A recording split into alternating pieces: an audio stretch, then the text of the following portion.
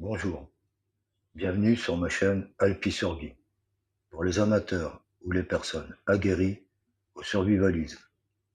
Aujourd'hui, je vais te parler de survie en milieu urbain. Alors aujourd'hui, on va parler du survivalisme urbain. Alors, bienvenue sur ma chaîne. Aujourd'hui, on plonge dans un sujet rarement traité, le survivalisme urbain. Comment survivre dans un appartement ou une grande ville en cas de crise. Coupure d'électricité, d'eau et de réseau, et même de chauffage. Je vais vous montrer des stratégies concrètes pour rester autonome et discret. Allez, c'est parti. Donc en coupure d'électricité. Sans électricité, tout s'arrête.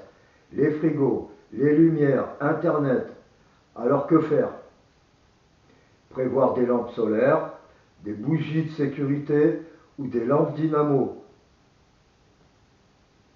Conserver les aliments avec des glacières ou des techniques de séchage ou lyophiliser. Utiliser des powerbanks pour les petits appareils et des stations d'énergie portables pour des autonomies plus sérieuses.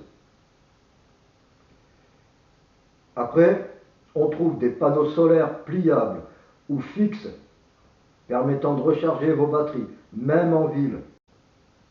En partie 2, on a les coupures d'eau.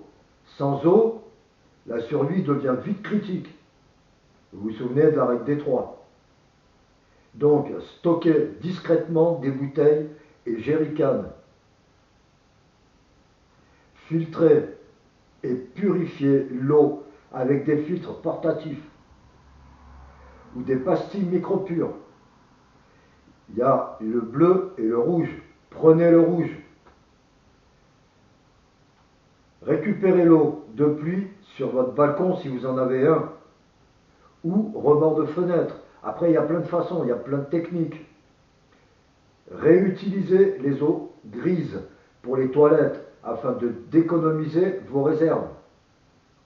Vous lavez la vaisselle, vous la mettez de côté, vous l'utilisez pour les chiottes.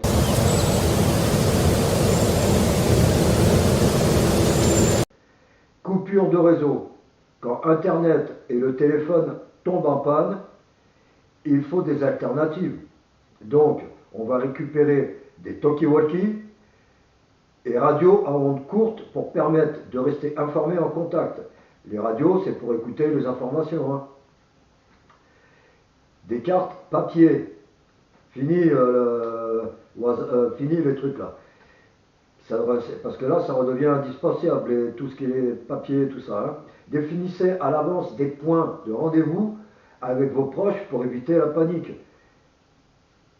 Discrétion et autonomie. En ville, la discrétion est vitale. D'accord? Donc, cachez vos réserves dans des endroits inattendus. Utilisez des rideaux opaques pour masquer la lumière.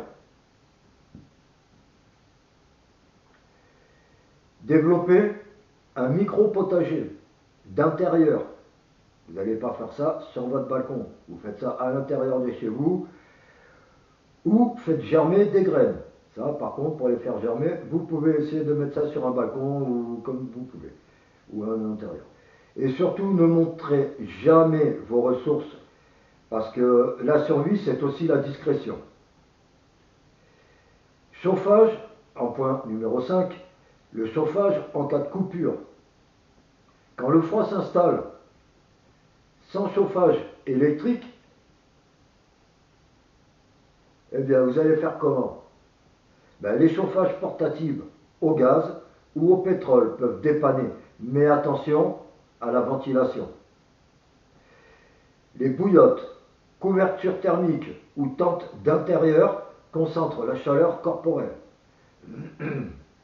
Vous pouvez aussi, si vous êtes une famille, vous regrouper dans une seule pièce et calfeutrer les fenêtres pour limiter les pertes.